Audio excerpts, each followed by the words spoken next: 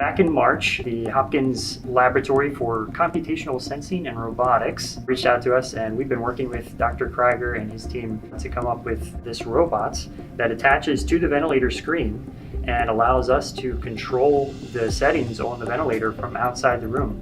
This is something that's totally new and unique, but has a real chance to make a big difference in healthcare.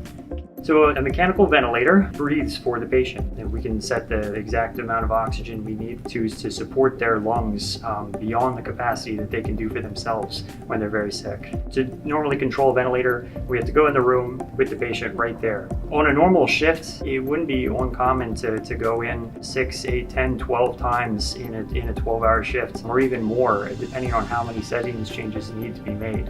So let's say we need to make a quick change on the oxygen percentage for this patient.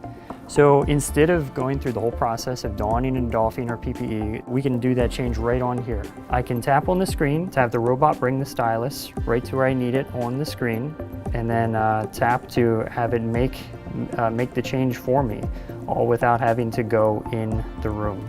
We have a little robot finger that is moved in left and right, up and down, and in and out on the screen. So anywhere I can touch on the screen, the robot would go, and I can tap on that position, and the finger goes in and actuates the ventilator.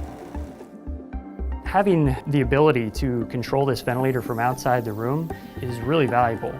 Number one, we can save a lot of PPE. Two, it reduces the risk of exposure to us for having to go in the room. And then three is the chance of this being really a force multiplier for our respiratory therapists. Our staff, the respiratory therapists, are a finite supply. So if we can spend less time making these minor settings changes, it could pay huge dividends for us.